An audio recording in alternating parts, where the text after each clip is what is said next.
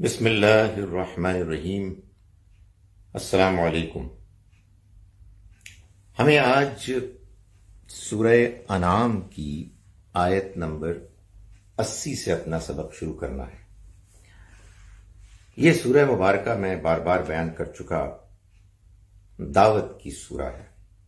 دعوت بھی خاص طور پر مکے کے لوگوں کو جو شرک کو اپنے دین کی حیثیت سے اپنا چکے تھے، اختیار کر چکے تھے، اگرچہ کہ وہ اپنے آپ کو ابراہیم علیہ السلام کی اولاد اور ان کے طریقے کا وارث سمجھتے تھے، اللہ کے گھر بیت اللہ خانہ کعبہ کے وہ متولی تھے۔ قرآن مجید نے نبی اکرم صلی اللہ علیہ وسلم کے ذریعے سے ان کو دعوت دی کہ وہ اللہ کے اس سچے صحیح دین کو، اس پیغام کو اختیار کریں کہ جو اللہ کا پیغام ہے، پیغمبروں کا پیغام ہے، ابراہیم علیہ السلام کا پیغام ہے، جو اللہ نے ان لوگوں پر ایک احسان کیا ہے کہ انہی کے اندر سے ایک فرد کو چنا اور اپنے اس پیغام کو پہنچانے کا ایک بندوبست کیا، جو اب اللہ کی طرف سے گویا کہ پوری انسانیت کے لیے اللہ کا پیغام ہے۔ تو مکے والوں کو اور گرد و پیش کے لوگوں کو اللہ کی طرف سے آئے ہوئے اس پیغام کی قدر کرنی چاہیے۔ تاہم ہوا یہ کہ لوگوں نے، یعنی لوگوں کی ایک بڑی تعداد نے، خاص طور پر ان کی لیڈرشپ نے اس کا انکار کیا۔ تو ہم یہ دیکھ چکے ہیں کہ ایک بحث چل پڑی اور لوگوں نے اپنی نقطہ نظر کا دفاع کیا، قرآن مجید دلائل دے رہا ہے، بات سمجھا رہا ہے، اور ایک کشمکش جاری ہے۔ اس کشمکش میں اللہ تعالیٰ نے ابراہیم علیہ السلام کا حوالہ دیا کہ کس طرح سے انہوں نے اپنی قوم اور اپنے والد آزر کو، جو بت پرست تھے، ان کو توحید کی دعوت دی۔ وہی توحید جو ابراہیم علیہ السلام لے کر آئے، مگر بعد کے لوگوں نے اس کو نظر انداز کر دیا۔ تو ہم نے یہ دیکھا کہ ابراہیم علیہ السلام نے لوگوں کو دعوت دینے کے لیے براہ راست ان کو خطاب کرنے کے اسلوب کو اختیار کرنے کی بجائے بالواسطہ انڈائریکٹ طریقہ اختیار کیا۔ جب آپ کا کچھ ایسے لوگوں سے واسطہ پڑ جائے کہ جو ضدی لوگ ہوتے ہیں، ہٹ دھرم ہوتے ہیں، بات سننے کے لیے تیار نہیں ہوتے، آپ کوئی بات بھی براہ راست ان کو ان کے نظریات سے مختلف کہیں گے تو وہ ٹوٹ پڑیں گے۔ ہمیں اس کا تجربہ ہوتا ہے آئے دن۔ تو اس طرح کی قوم تھی ابراہیم علیہ السلام کی۔ تو ان کو دعوت دینے کے لیے جو اسلوب ابراہیم علیہ السلام نے اختیار کیا، اس میں یہ ایک نہایت حکیمانہ انداز کو انہوں نے اپنایا کہ جس میں انہی کے نقطہ نظر سے بات کا آغاز کیا۔ اچھا، تو یہ ستارہ ہے، روشن چمکتا ہے، یہ میرا رب ہے، لیکن کسی سے بات کیے بغیر جب کسی اور موقع پر ستارہ ڈوبا تو انہوں نے کہا کہ یہ تو ڈوبنے والا ہے، ڈوبنے والے کو میں اپنا رب کیسے مان لوں؟ پھر چاند کو دیکھا کسی رات کو تو انہوں نے کہا کہ یہ تو بڑا روشن ہے، 14ویں کا چاند ہوگا۔ لیکن جب چاند غروب ہو گیا، غائب ہو گیا، تو انہوں نے کہا کہ میں ایسے کو کیسے اپنا رب مان سکتا ہوں جو خود ہی کسی اور کے حکم پر آتا ہے اور جاتا ہے۔ یہی معاملہ انہوں نے سورج کے ساتھ کیا۔ سورج کی جو تابانی ہے، روشنی ہے، اس کو چمکتا ہوا دیکھ کے کہا کہ یہ سب سے بڑا ہے۔ اور پھر جب وہ ڈوب گیا تو انہوں نے کہا کہ اگر میرا رب مجھے ہدایت نہ دیتا تو میں گمراہوں میں ہو جاتا۔ میں نے تو اپنے چہرے کا رخ کیا اس رب کی طرف، اس اللہ کی طرف کہ جس نے آسمانوں اور زمین اور ان سب چیزوں کو پیدا کیا، اور میں یکسو ہو گیا ہوں ان سب کو پیدا کیا جن کو تم پوج رہے ہو، اور میں شرک کرنے والوں میں سے نہیں۔ ہمارے ہاں قرآن مجید کو پڑھنے والے، قرآن مجید کو بیان کرنے والے بعض لوگوں نے یہ بات بیان کرنی شروع کر دی، عجیب و غریب، کہ یہ جو کچھ بیان ہوا ہے یہ اصل میں ابراہیم علیہ السلام کا اپنا سفر ہے ہدایت کا۔ وہ مختلف ارتقائی مراحل سے گزرتے ہوئے پھر توحید کی طرف پہنچے، ستارے کو اپنا رب مانا، چاند کو اپنا رب مانا، سورج کو اپنا رب مانا۔ یہ بات بالکل غلط ہے۔ توحید تو قرآن ہمیں بتاتا ہے ہماری فطرت میں ہے، ہم توحید کے ساتھ پیدا ہوئے ہیں۔ اگر پیغمبروں کی فطرت میں بھی توحید نہیں ہے تو پھر کس کی فطرت میں توحید ہوگی؟ تو آج کی آیت جہاں سے شروع ہو رہا ہے، آج کا سبق، وہ یہ بتا رہی ہے کہ یہ اصل میں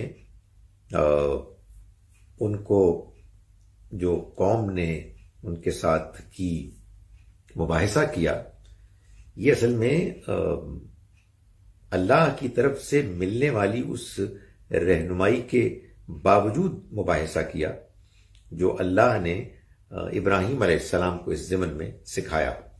تو فرمایا کہ وَحَاجَّهُ قَوْمُهُ،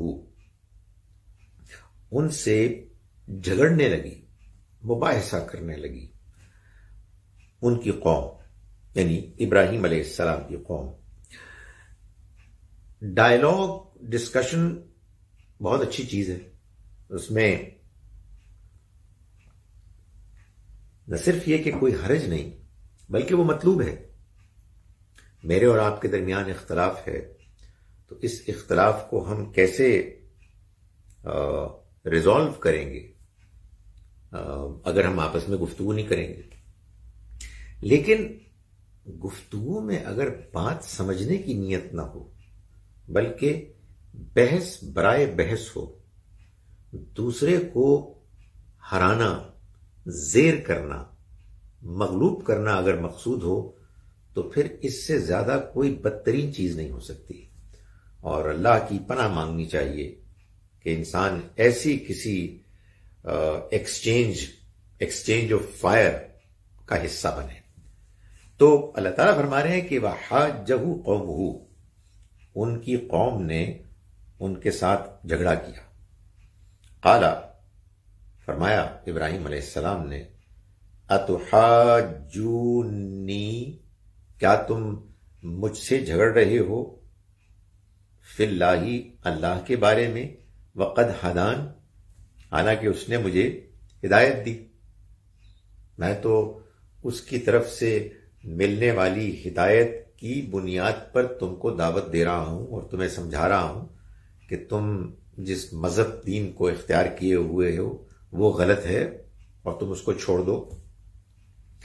وَلَا أَخَافُ مَا تُشْرِكُونَ بِهِ، اور میں نہیں ڈرتا اس سے کہ جن کو تم شریک ٹھہراتے ہو اس کے ساتھ۔ یہ بات انہوں نے کیوں کی؟ یہ بات انہوں نے اس لیے کی کہ اگرچہ کہ یہ الفاظ میں بیان نہیں ہوئی مگر یہ بات بالکل واضح ہے کہ جب ابراہیم علیہ السلام ان کے آباء و اجداد کے دین کے مقابل میں اللہ کی بات پیش کر رہے تھے اور ان کے پاس جواب دینے کے لیے کچھ بھی نہیں تھا، تو یہ ہوتا ہے کہ بعض اوقات پھر ایسی صورت میں لوگ بجائے اس کے کہ بات دلیل سے کریں یا سمجھیں یا سمجھائیں، یا تو بحث مباحثہ کرتے ہیں بغیر کسی مقصد کے کہ سچائی واضح ہو، یا پھر ڈراتے دھمکاتے ہیں۔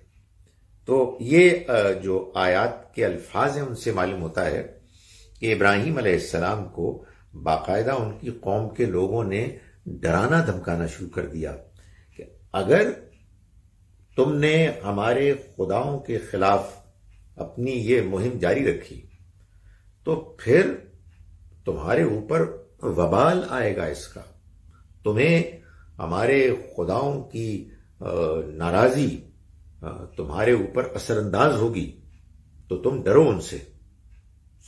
یہ ہوتا ہے، ظاہر ہے کہ ہمارے ہاں بھی یہ ہوتا ہے کہ اگر آپ بات سمجھانے کے لیے میں ناکام ہو جاتے ہیں تو دھمکیاں ہوتی ہیں، تو ظاہر ہے وہ یہ دھمکیاں دے رہے تھے جو ان کے اپنا، اس لیے کہ شرک جو ہے وہ تو مبنی خوف پر ہوتا ہے، یعنی کوئی آپ کے اوپر خوف لاحق ہے اور آپ نے کسی کو معبود بنا لیا اور آپ اس کے ذریعے سے اپنے آپ کو خوف سے بچا رہے ہیں، یا پھر آپ شارٹ کٹس تلاش کرتے ہیں، انہی کے ذریعے سے سمجھتے ہیں کہ آپ کی سفارش ہو جائے گی۔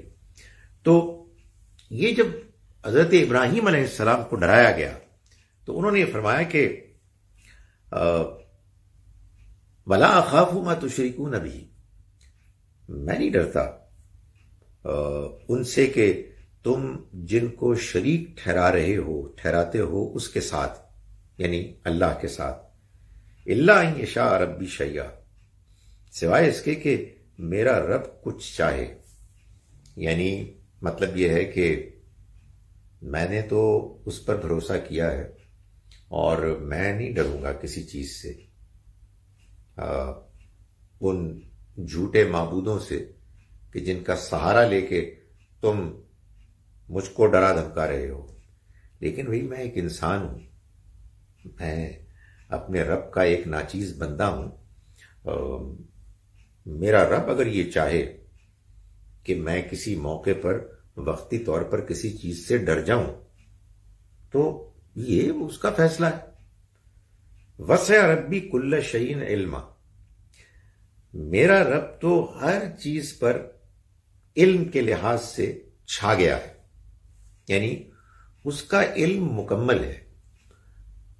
اس کے علم میں کوئی ایسی بات ہو جس کی وجہ سے میں کسی موقع پر ڈر جاؤں تو یہ اور بات ہے، میرا اس پہ بھروسہ ہے، اس کا علم مکمل ہے، میں پورے اعتماد اور بھروسے کے ساتھ یہ بات کہہ رہا ہوں، لیکن بہرحال میرا اس پر کوئی زور نہیں چلتا، میں یہ تکبر کے ساتھ نہیں بلکہ عاجزی کے ساتھ کہہ رہا ہوں کہ میں اس پر اعتماد کرتا ہوں، اور وہ اگر چاہے تو بالکل ہو سکتا ہے کہ کسی موقع پہ میرے قدم ڈگمگا جائیں، اور اس کا علم ہر چیز پر محیط ہے۔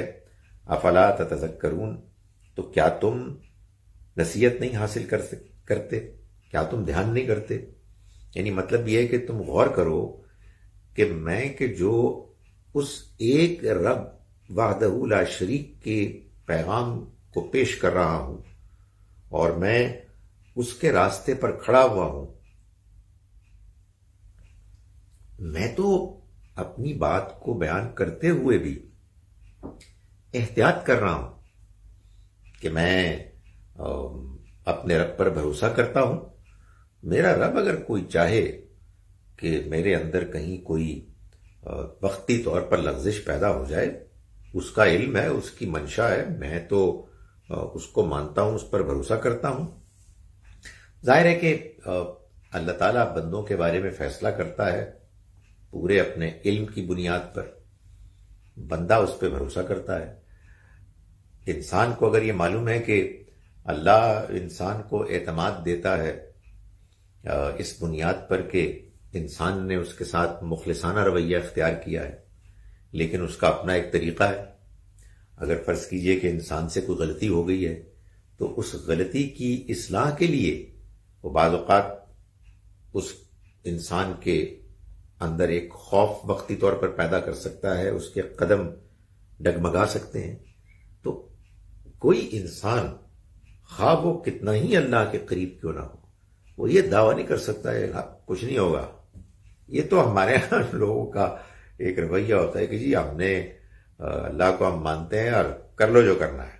نہیں، ہم اللہ سے ڈرتے ہیں، ہم کمزور انسان ہیں، ہم اس کی بنیاد پر، اس کے بھروسے پر ایک بات اعتماد کے ساتھ تو کرتے ہیں، لیکن ہمارا اعتماد بس ایک حد تک ہے، اس لیے کہ ہم اس اللہ کو مانتے ہیں جو سب کچھ جانتا ہے، وہ ہمیں بھی جانتا ہے، اوروں کو بھی جانتا ہے، اس لیے ہمیں بس ایک بندے کی جگہ پہ کھڑا رہنا ہے انکساری اور عاجزی کے ساتھ۔ فرمایا کہ وَكَيْفَ أَخَافُ مَا أَشْرَكْتُمْ، میں کیسے ڈر سکتا ہوں ان سے کہ جن کو تم شریک ٹھہراتے ہو۔ وَلَا تَخَافُونَ أَنَّكُمْ أَشْرَكْتُمْ بِاللَّهِ مَا لَمْ يُنَزِّلْ بِهِ عَلَيْكُمْ سُلْطَانًا، جبکہ تم نہیں ڈرتے اس بات سے کہ تم نے شریک ٹھہرایا ہے اللہ کے ساتھ ایسوں کو جن کے لیے اس نے کوئی سند، کوئی ثبوت نازل ہی نہیں کیا۔ یعنی ڈرنا تو تمہیں چاہیے کہ تم ایسوں کو پکار رہے ہو کہ جن کو پکارنے کے لیے تمہارے پاس کوئی ثبوت نہیں ہے، کوئی دلیل نہیں ہے، نہ عقل میں نہ اللہ کے کسی پیغام میں، اور دھونس مجھ پر جما رہے ہو کہ تمہارے وہ معبود خدا میرے خلاف کوئی کارروائی کریں گے، وہ کہ جن کا کوئی وجود ہی نہیں ہے، جن کی کوئی حیثیت ہی نہیں ہے۔ تو یہ کیسے ہو سکتا ہے کہ میں ان سے ڈروں، جبکہ تم اس بات سے نہیں ڈر رہے کہ تم ان کو پکارتے ہو کہ جن کے وجود کے لیے اللہ نے کوئی دلیل ہی نہیں اتاری۔ یعنی یہ بات تو تم بھی کہتے ہو نا کہ یہ اللہ کے شریک ہیں، یعنی اللہ نے ان کو اپوائنٹ کیا ہے کہ وہ اس کو اسسٹ کریں اور اس کے نظام کو چلائیں۔ تو بھائی اس اپوائنٹمنٹ کا فیصلہ اور اس کی اناؤنسمنٹ اللہ کو کرنی چاہیے نا، تو وہ کہاں ہے؟ اس کی کیا دلیل ہے؟ اس کی کوئی دلیل نہیں ہے۔ اس کے باوجود تم یہ دعویٰ کرتے ہو کہ وہ موجود ہیں اور وہ خدا کی خدائی میں شریک ہیں، تم اس سے نہیں ڈرتے تو میں ان سے ڈروں جو ایگزسٹ ہی نہیں کرتے، جن کی کوئی حیثیت ہی نہیں ہے۔ فرمایا فَأَيُّ الْفَرِيقِ أَحَقُّ بِالْأَمْنِ، تو مجھے یہ بتاؤ کہ دونوں فریقوں میں، یعنی میرے میں اور تمہارے میں، کون زیادہ حقدار ہے امن کا، اطمینان کا، چین کا؟ میں زیادہ حقدار ہوں یا تم زیادہ حقدار ہو؟ کون ڈیزرو کرتا ہے کہ اسے کوئی خوف نہ ہو، وہ بغیر خوف کے اس معاملے میں آگے بڑھے اور اپنا اقدام کرے، اپنی اسٹریٹجی اڈاپٹ کرے؟ ان کنتم تعلمون، اگر تم واقعی جانتے ہو، یعنی یہ فیصلہ کرو کہ تم مجھے ڈرا رہے ہو، تو مجھے بتاؤ ڈرنے کا کون زیادہ حقدار ہے، اور امن، چین، اطمینان کا کون زیادہ حقدار ہے؟ ہم دونوں میں سے۔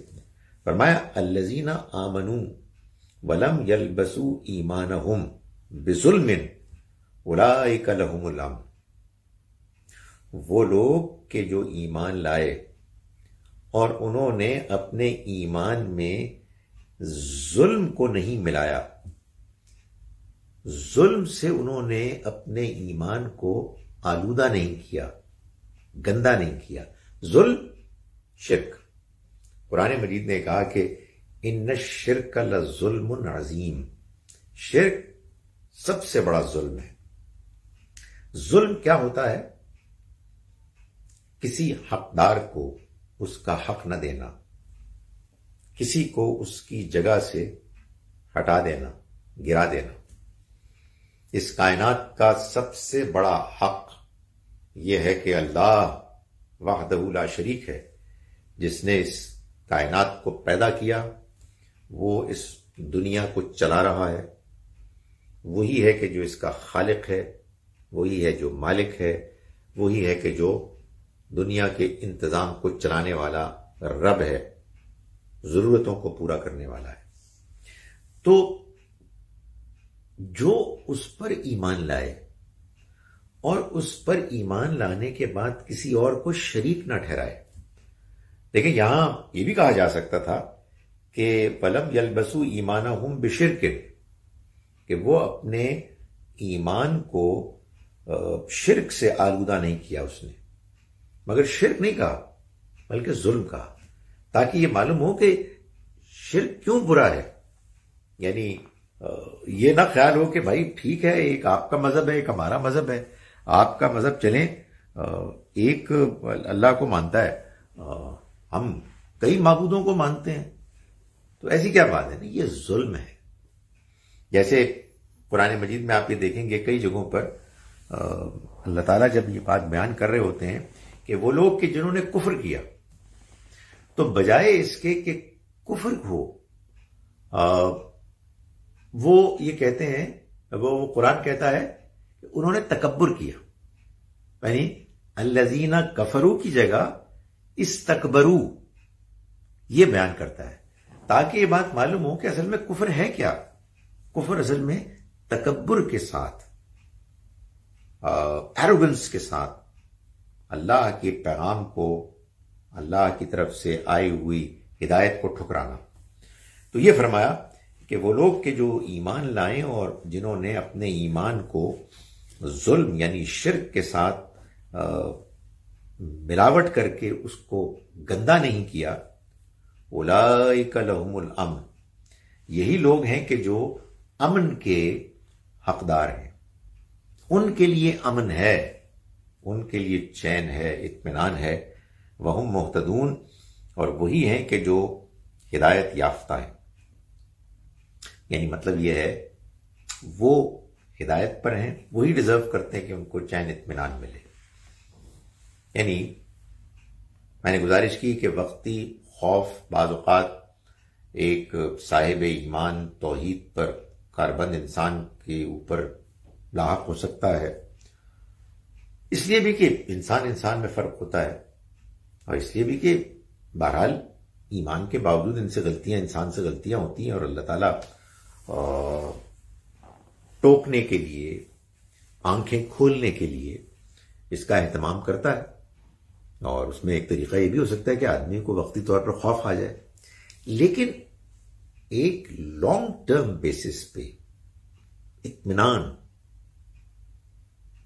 مشکلات، ٹینشنز، پریشانیوں، خوف کے باوجود یہ تو وہی ڈیزرو کرتا ہے کہ جو ایک اللہ کو مانتا ہے اور اس پر ایمان رکھتا ہے اور اس کے ایمان میں کوئی ملاوٹ نہیں کرتا۔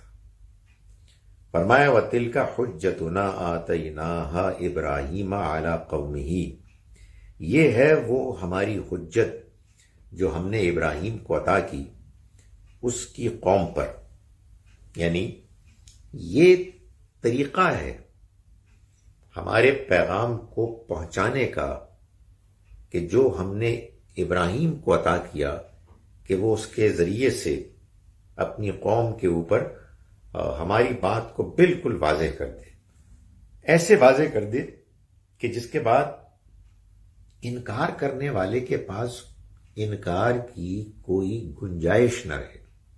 اس کو کہتے ہیں حجت تمام ہونا۔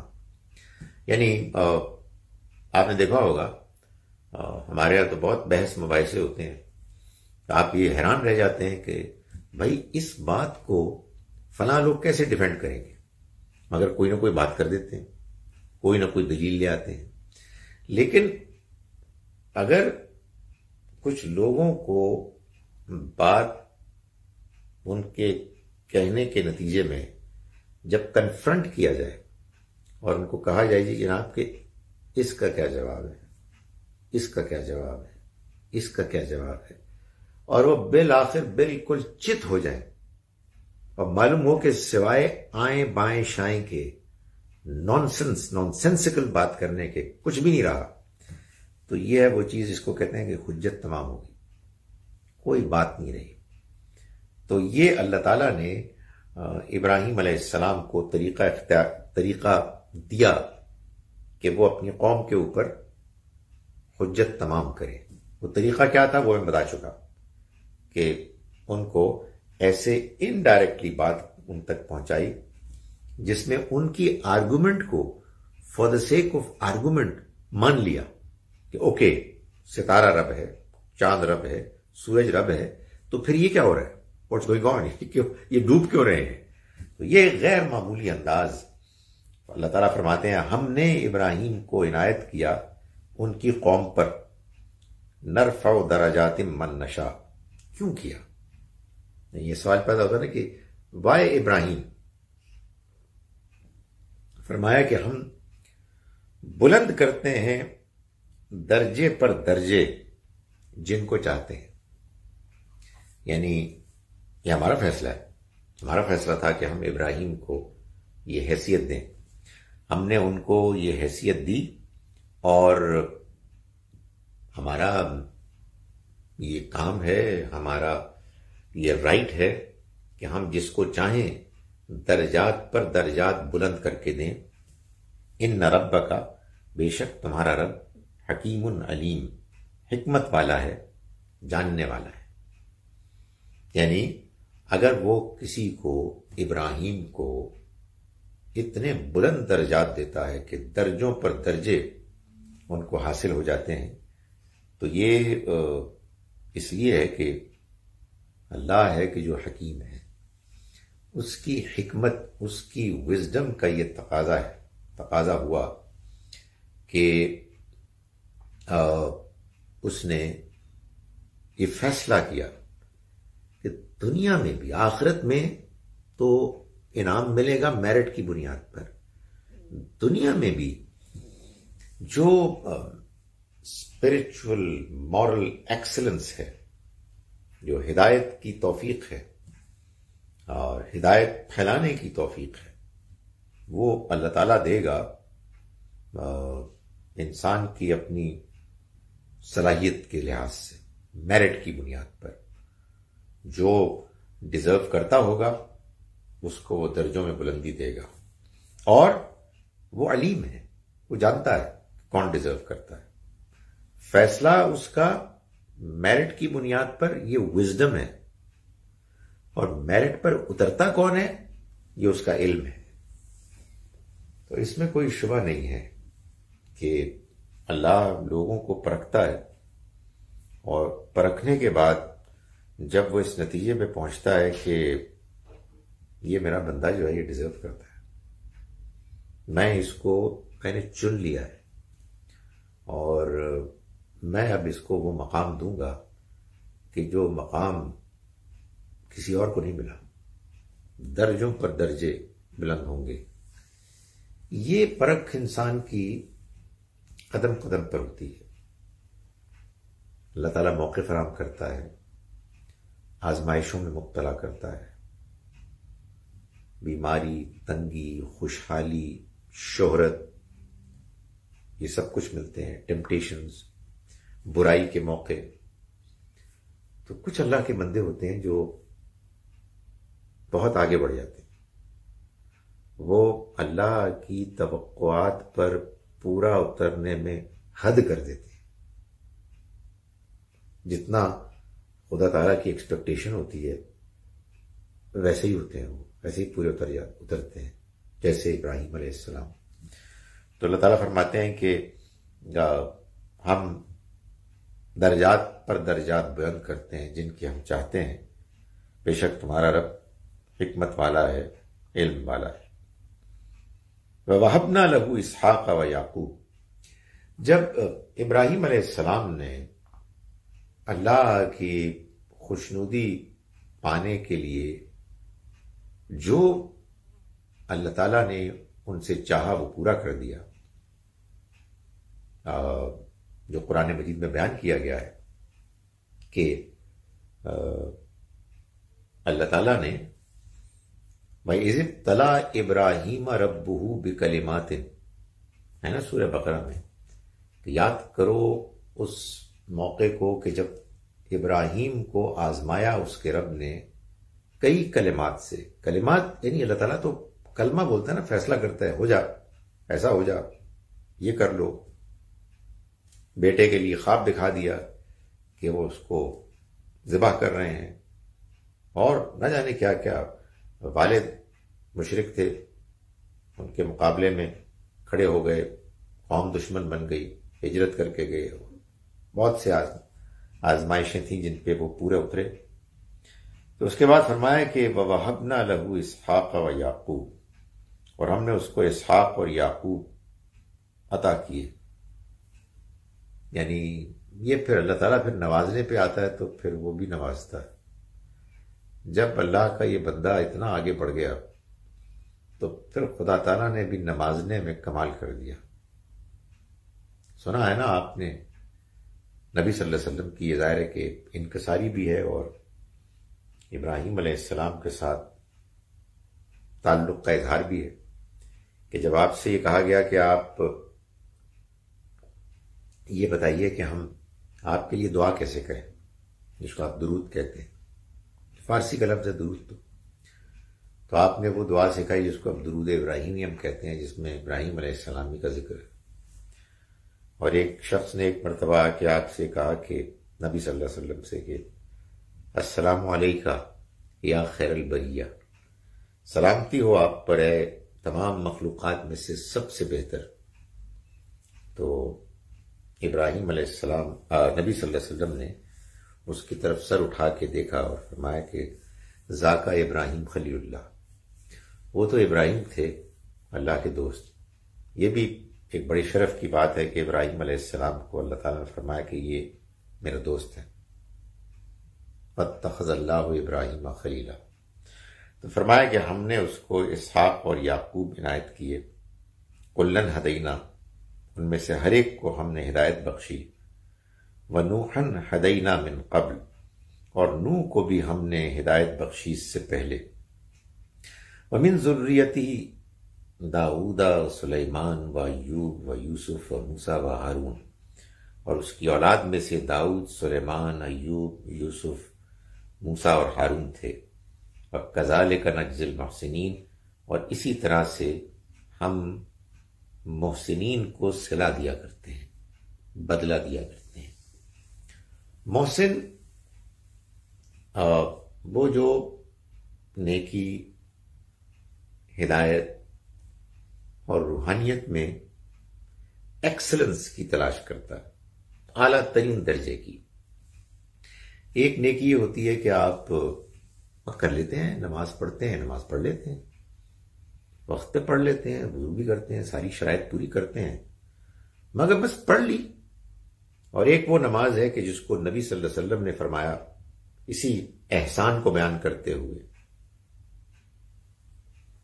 حدیث جبرائیل میں، جب جبرائیل علیہ السلام انسانی شکل میں آئے اور انہوں نے پوچھا کہ آپ بتائیے مجھ کو کہ احسان کیا ہے، یہی محسنین سے، تو آپ نے فرمایا کہ احسان یہ ہے کہ تم اللہ کی عبادت کرو ایسے کہ گویا کہ تم اس کو دیکھ رہے ہو، اس لیے کہ اگرچہ کہ تم اس کو نہیں دیکھ سکتے، اس سے کیا فرق پڑتا ہے، وہ تو تم کو دیکھتا ہے۔ تو گویا کہ نماز کا جو اعلیٰ ترین درجہ ہے وہ یہ ہے کہ آپ نماز ایسے پڑھیں کہ آپ اپنی روحانی آنکھ سے اللہ کو دیکھ رہے ہو، یعنی اللہ آپ کو اپنے اندر سامنے موجود پا رہے ہو۔ اور اس کا طریقہ یہ ہے کہ آپ یہ سوچیں کہ اللہ آپ کو دیکھ رہا ہے، تو اس طرح آہستہ آہستہ وہ چیز پیدا ہو جاتی ہے۔ فرمایا وزکریہ و یحییٰ و عیسیٰ و الیاس، اور زکریہ، یحییٰ، عیسیٰ اور الیاس کل من الصالحین، یہ سب نیکوکاروں میں سے تھے، یہ سب پیغمبر ہیں، اور یہ سب نوح علیہ السلام کے علاوہ، کہ جو ظاہر ہے کہ ابراہیم علیہ السلام کے بھی بزرگ، باقی تو ساری ان کی اولاد ہے، یہ سارے بنی اسرائیل کے پیغمبر ہیں۔ نبی اکرم صلی اللہ علیہ وسلم بھی ابراہیم علیہ السلام کی اولاد میں سے ہی ہیں، بنی اسماعیل میں سے ہیں۔ یہ تو اللہ تعالیٰ نے فیصلہ کر دیا ہے ابراہیم علیہ السلام کے بعد کہ اب اس دنیا میں ہدایت جاری ہوگی تو میرے اس بندے کی اولاد میں ہوگی، یعنی پیغمبری اب ان کے علاوہ کہیں اور نہیں ہوگی۔ فرمایا کہ کلن و اسماعیل و الیسع و یونس و لوطا، و اسماعیل اور یسع، یونس اور لوط، وکلم فضلنا علی العالمین، اور ان سب کو ہم نے تمام جہان والوں پر فضیلت دی۔ یہ الیاس اور یہ الیسع، یہ بائبل میں ان کا ذکر ہے، اور زیادہ غالب امکان یہ ہے کہ الیاس وہ الائجہ ہیں، جو بائبل میں الائجہ ہیں، اور الیسع یہ اصل میں عزائیہ، جس پر کہ ایک بک آف عزائیہ ہے، اور اس میں بائبل میں اولڈ ٹیسٹمنٹ۔ فرمایا یہ سب وہ ہیں کہ جن کو ہم نے جہان والوں پر فضیلت دی، یعنی یہ سب پیغمبر بنے، اور جو پیغمبر ہوتا ہے ظاہر ہے کہ وہ اللہ کی طرف سے دوسرے انسانوں کے مقابلے میں فضیلت پاتا ہے، اس لیے کہ وہ ڈیزرو کرتا ہے۔ یہ قرآن بیان کر رہا ہے۔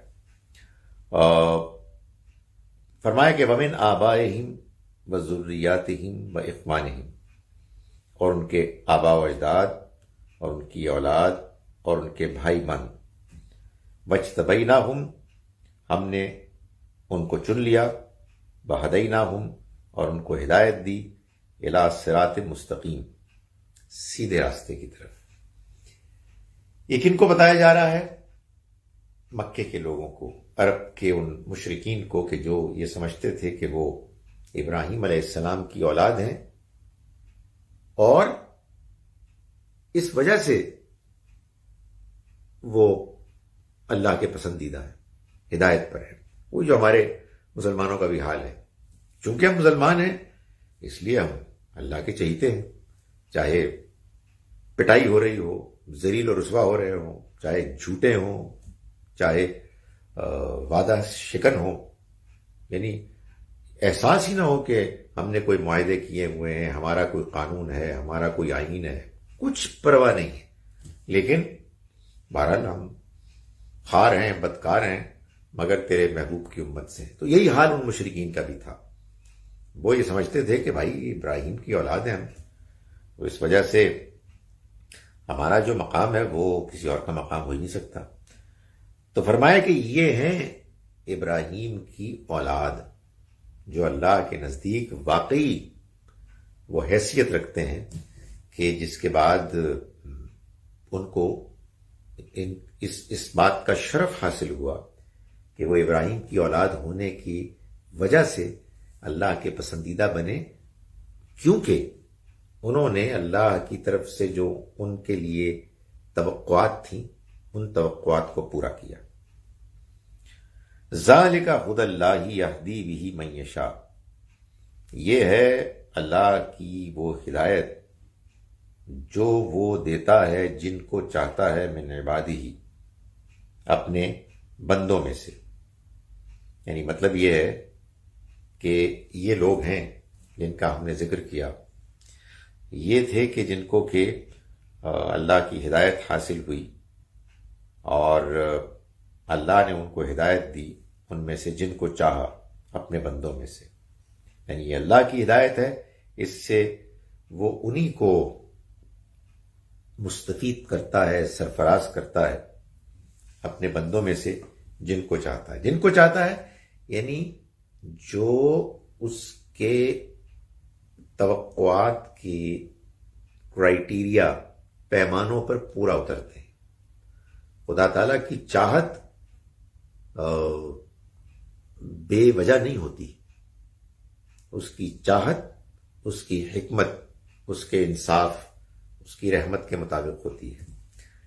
لیکن وہ یہ چاہت کیوں کہتا ہے کہ جس کو چاہتا ہے؟ اس لیے کہ کوئی اور ہدایت نہیں دے سکتا، کسی اور کی یہ حیثیت نہیں ہے کہ وہ ہدایت دے۔ فرمایا وَلَوْ أَشْرَكُوا، اگر یہ شرک کرتے، یہ بزرگ پیغمبر جن کا ذکر ہوا اگر یہ شرک کرتے، لَحَبِطَ عَنْهُمْ مَا كَانُوا يَعْمَلُونَ، تو ان کا سارا جو کچھ بھی عمل تھا وہ اکارت چلا جاتا، ضائع ہو جاتا۔ یعنی شرک اتنی بری چیز ہے، اور تم نے کیا کیا ہوا ہے؟ تم نے اللہ کے گھر کو شرک کا اڈا مرکز بنایا ہوا ہے، اور کہہ کیا رہے ہو کہ ہم تو ابراہیم کی اولاد ہیں۔ یہ کیا مسئلہ ہے کہ ہم مسلمان قرآن نہیں پڑھتے؟ مطلب یہ کیسے ہو سکتا ہے کہ قرآن پڑھنے والے قرآن کو پڑھیں اور یہ سمجھیں کہ ہم پیغمبر کے ماننے والے ہونے کی وجہ سے، بس نام لیوا ہونے کی وجہ سے ہم اس کے چہیتے ہیں؟ کوئی نام لیوا آپ کیوں ہیں؟ اس لیے پیدا ہو گئے، بھلا پیدا ہوتے آپ کہیں اور ہندو پیدا ہوتے، آپ عیسائی پیدا ہوتے تو آپ یہ کر رہے ہوتے، سوال ہی پیدا نہیں ہوتا ہے۔ تو یہ اللہ تعالیٰ نے فرمایا کہ یہ جان لو کہ اگر یہ شرک کرتے تو ان کے اعمال ضائع ہو جاتے۔ تو ہمارے ہاں لوگ جانی کیا کیا درباروں میں جاتے ہیں، بزرگوں کو پکارتے ہیں، اور یہ کوئی بچ گیا اس سے تو یہ تو ہوتا ہی ہے کہ جی کہاں جا رہے ہیں جی؟ مدینے جا رہے ہیں. کیوں جا رہے ہیں جی؟ کہ حضور کا بلاوا ہے. کیا مطلب ہے بھائی؟ میں نے یہ حضور نے بتایا کہ وہ آپ انویٹیشن دیں گے، بلاوا اللہ کا ہوتا ہے. لیکن ہے یہ کیا کیا جا سکتا ہے؟ اس لیے کہ قرآن مجید سے کس کو دلچسپی ہے؟ دلچسپی ہے بس اس طرح کی شاعری سے، نعتوں سے، قوالیوں سے. نہ نعتوں میں کوئی پرابلم ہے، نہ قوالیوں میں کوئی پرابلم ہے اگر اس کے الفاظ ٹھیک ہوں. لیکن ہمارے الفاظ شاید ہی کوئی ہوگا کہ کہیں ٹھیک ہوں گے. تو فرمایا کہ یہ شرک وہ چیز ہے. کہنے کا مطلب یہ ہے کہ کسی خاندان سے تعلق رکھنا یہ کوئی چیز نہیں ہے. اگر آپ کوئی غلط کام کریں گے، بڑا غلط کام جان بوجھ کر، اور اس کو چھوڑیں گے نہیں، تو پھر نیکی کے کام بالکل زیرو ہو جائیں گے. اور قرآن نے یہ بتایا کہ قیامت کے روز وزن صرف الوزن یومئذ الحق کا ہوگا. حق، جینون نیکی. جینون نیکی جب آپ کرتے ہیں نا، جینون نیکی جب آپ کرتے ہیں تو بھائی پھر یہ نہیں ہو سکتا کہ آپ برائی پر میں ٹک جائیں، برائی پر قائم ہو جائیں، کھڑے ہو جائیں، ضد کریں. نہیں، وہ آپ کی اچھی نیکی، اچھی نماز، کوئی اچھا سجدہ آپ کو ہٹا دے گی. او خدایا مجھے معاف کر دے، مجھ سے غلطی ہوئی. لیکن بتا سجدہ بھی کر رہا ہے اور جھوٹ بھی بول رہا ہے، سجدہ بھی کر رہا ہے، لوگوں کے ساتھ زیادتی بھی کر رہا ہے، سجدہ بھی کر رہا ہے، زمینیں ہڑپ کر رہا ہے، سجدہ بھی کر رہا ہے، رشوت لے رہا ہے. تو یہ کوئی سجدہ ہے ہی نہیں، سوائے اس کے کہ کوئی ایسا زبردست سجدہ ہے اور اس کے بعد وہ پاش کر دے. خدا میں معافی مانگتا ہوں، میں آئندہ نہیں کروں گا. فرمایا اولئک الذین آتیناہم الکتاب، یہ وہ لوگ ہیں کہ جن کو ہم نے کتاب دی، والحکم، اور ہم نے حکم، قوت فیصلہ دیا، والنبوہ، اور نبوت عطا کی. کتاب تو ظاہر اللہ کی کتاب جو پہلے تورات تھی وہی ان سب پیغمبروں کو ملی، اور نبوت ان کو ملی.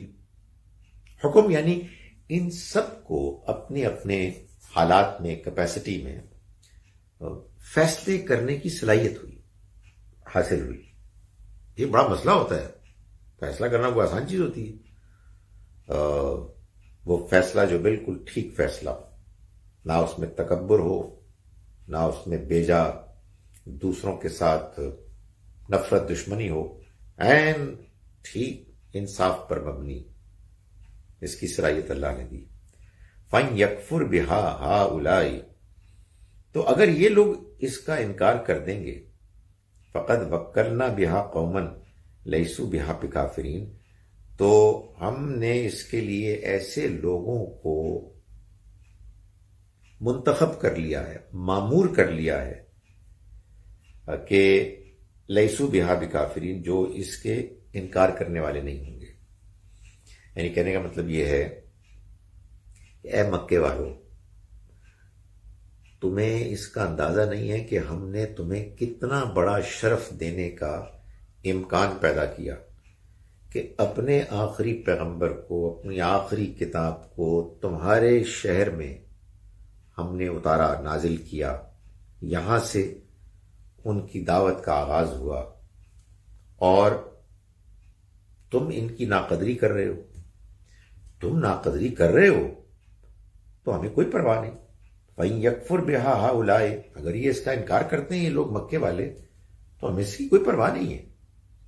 ہم نے تو اس کے ساتھ لگا دیا ہے، ہم نے مامور کر دیے ہیں وہ لوگ جو اس کا انکار کرنے والے نہیں ہوں گے. یعنی مدینے والے، یثرب والے، مکے سے بھی لوگ ایمان لائے. لیکن ابھی جو بات ہو رہی ہے سورہ انعام میں، تو اکثر تھے کہ جو انکار کرنے والے تھے. تو اللہ تعالیٰ یہ بتا رہے ہیں کہ دیکھو میں نے اپنا کام تو کرنا ہے، تم نے نہیں ماننا، نہ مانو، ایک بہت بڑے شرف سے تم محروم ہو جاؤ گے، لیکن ہمارا کام نہیں رکے گا. ہم نے تو اس کے ساتھ اوروں کو منسلک کرنے کا فیصلہ کر لیا ہے. وہاں سے لوگ آئیں گے، ہمارے پیغمبر کے ہاتھ پر آ کے بیعت کریں گے، ایمان لائیں گے، اور وہ ان اعلیٰ انسانوں کے زمرے میں شامل ہوں گے جن کو ہم صحابہ اکرام کہتے ہیں، اور جن کی قرآن نے اتنی تعریف کی ہے کہ انسان رشک کرتا ہے کہ کمال ہے، کیا غیر معمولی لوگ تھے، کیا ان کی قربانیاں تھیں، کیا ان کا خلوص تھا، اور پھر کیا اللہ تعالیٰ کا ان کے ساتھ ایک محبت کا ایک تعلق تھا۔ فرمایا کہ اولئک الذین، یہی لوگ ہیں، ہدی اللہ، جن کو اللہ نے ہدایت بخشی، فبہداہ مقتدی، تو تم بھی انہی کے طریقے کی پیروی کرو۔ وہ بھی کہ جن کا ذکر اوپر ہوا، یعنی اللہ کے بہت سے پیغمبر، اور یہ بھی کہ جن کے بارے میں اللہ تعالیٰ نے بتایا کہ یہ ہیں وہ لوگ کہ جو اب تم اگر قدر نہیں کرو گے تو ان کو وہ حیثیت مل جائے گی۔ فرمایا یہ وہ لوگ ہیں کہ جن کو اللہ نے ہدایت دی تو تم بھی ان کی ہدایت کی پیروی کرو، ان کے طریقے کی پیروی کرو۔ فَبِهُدَاهُ مُقْتَدِهْ قُلْ لَا أَسْأَلُكُمْ عَلَيْهِ أَجْرًا، ان سے کہو کہ میں تم سے اس پر کوئی اجر تو نہیں مانگ رہا، یعنی ایسا تو نہیں ہے کہ تم اگر فرض کرو کہ نہیں مانو گے تو میرا کوئی نقصان ہو جائے گا، میں کسی معاوضے کی لالچ میں تو یہ کام نہیں کر رہا ہوں، میں تو تمہارے ساتھ خیرخواہی کا جذبہ ہے جو مجھے اس طرف مائل کیے ہوئے ہے۔ ان ہوا الا ذکریٰ للعالمین، یہ تو تمام جہان والوں کے لیے ایک یاد دہانی ہے۔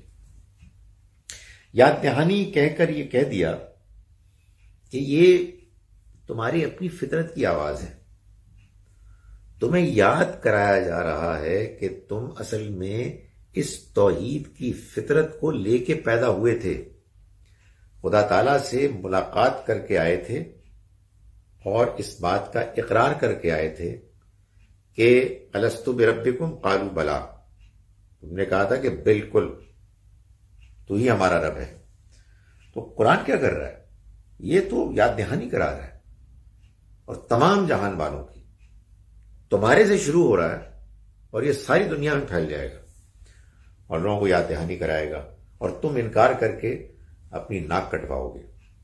تو ایک تو یہ بتا دیا کہ یہ یاد دہانی ہے تمام جہان والوں کے لیے، اور تمہاری فطرت کا ظاہر ہے کہ جو تقاضا ہے اسی کو یاد کرایا جا رہا ہے۔ اور دوسرا یہ بتا دیا کہ یہ جو پیچھے جتنے پیغمبر آئے ان کا بھی یہی پیغام تھا، یعنی آپ انسان کی فطرت لے لیں یا انسانی تاریخ میں پیغمبروں کی دعوت لے لیں، دونوں کا اب یوں سمجھیے کہ نچوڑ، دونوں کی نمائندہ یہ کتاب ہے، اس کی دعوت ہے۔ نہیں ماننا، نہ مانو، تم اپنا ہی نقصان کرو گے، ہم تو تمہیں دعوت دے رہے ہیں اور تمہارے لیے دعا گو ہیں۔ میں ایک مرتبہ پھر ان آیات کا ترجمہ آپ کے سامنے کر رہا ہوں۔ ہم نے آج کے سبق کا آغاز کیا آیت نمبر 80 سے۔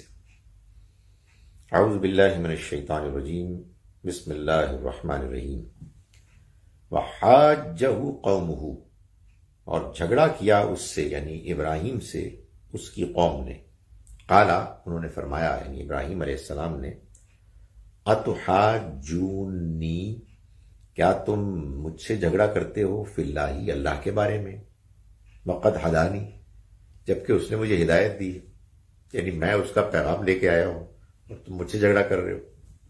ولا اخاف ما تشرکون بہ، اور میں نہیں ڈرتا ان سے کہ جن کی تم دھمکی دے رہے ہو مجھے، جن کو تم شریک ٹھہراتے ہو اس کے ساتھ یعنی اللہ کے ساتھ، الا ان یشاء ربی شیئا، سوائے اس کے کہ میرا رب ہی کچھ چاہے، تو یہ اور بات ہے۔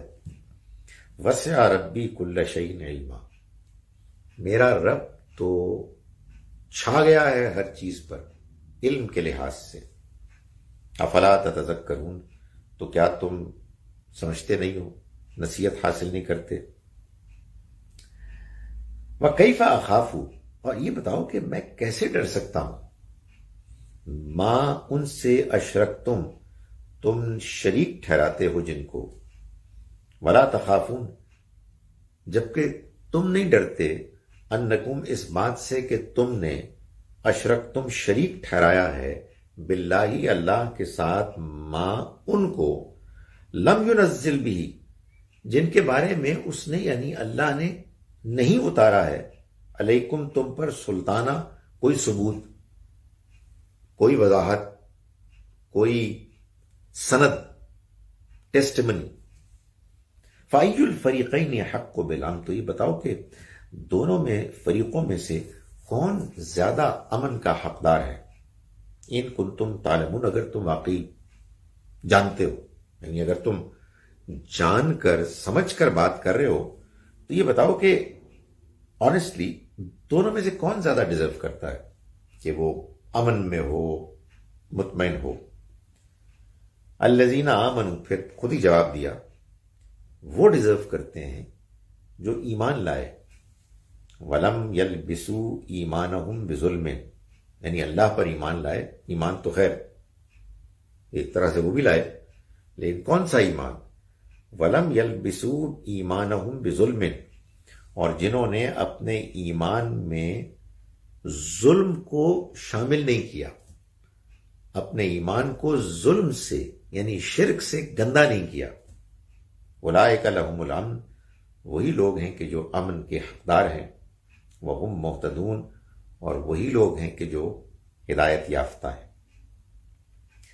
وَتِلْكَ حُجَّتُنَا اور یہ ہماری حجت تھی، یہ جو ابراہیم نے اپنی قوم کے اوپر ایک نہایت حکیمانہ طریقے سے پیغام کو پہنچایا، یہ ہماری حجت تھی، آتیناہا ہم نے عنایت کی یہ ابراہیم کو علی قومہ اس کی قوم پر، کیونکہ نرفع درجات ہم درجات پر درجات کے لحاظ سے بلند کرتے ہیں، من نشاء جن کو ہم چاہتے ہیں، ان ربک بے شک تمہارا رب حکیم علیم حکمت والا ہے، علم والا ہے۔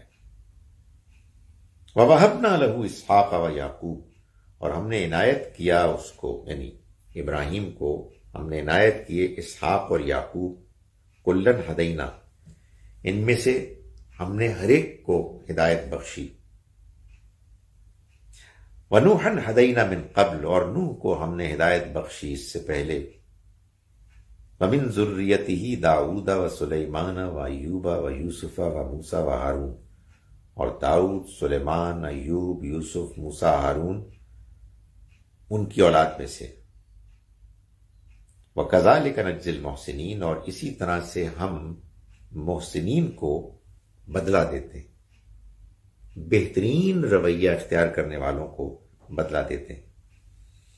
وَزَكَرِيَّا وَيَحْيَا وَعِيسَىٰ وَإِلْيَاسَ اور زکریا، یحییٰ، عیسیٰ اور الیاس کو بھی، کل من الصالحین یہ سب نیکوکاروں میں سے تھے، وَإِسْمَاعِيلَ وَالْيَسَعَ وَيُونُسَ وَلُوطَ اور اسماعیل اور یسع اور یونس اور لوط، وَكُلًّا فَضَّلْنَا عَلَى الْعَالَمِينَ اور ان سبھی کو ہم نے جہان والوں پر فضیلت بخشی، یعنی یہ ہیں وہ جس کو کہتے ہیں نا رائٹ فل ڈسینڈنٹس، ابراہیم علیہ السلام کے حقیقی جانشین، ومن آبائہم اور ان کے آباء و اجداد میں، وذریاتہم اور ان کی اولاد میں، واخوانہم اور ان کے بھائی بندوں میں، واجتبیناہم اور ہم نے ان کو چن لیا، وہدیناہم اور ہم نے ان کو ہدایت دی، الی صراط مستقیم سیدھے راستے کی طرف۔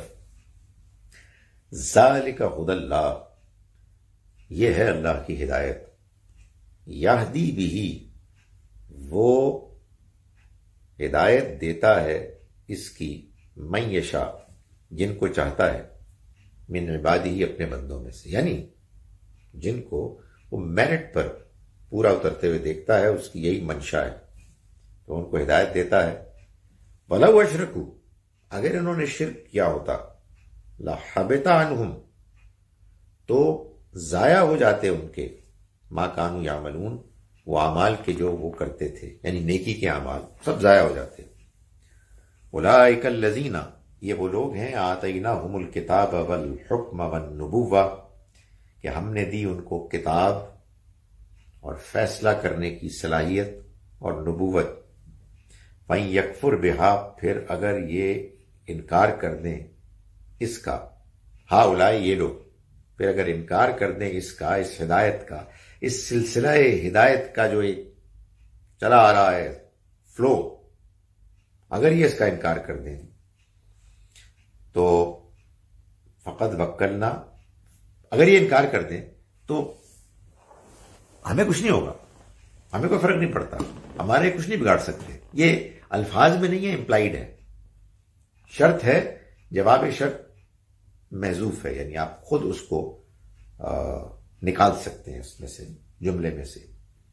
فقط وکلنا، تو جان لو کہ ہم نے معمور کر دیا ہے، لگا دیا ہے، بہا، اس کے ساتھ، اس ہدایت کے ساتھ، قومن، ایک ایسی قوم کو، لیسو بہا بکافرین، کہ جو اس کا انکار کرنے والے نہیں ہوں گے، یعنی یثرب سے اور علاقوں سے صحابہ کرام۔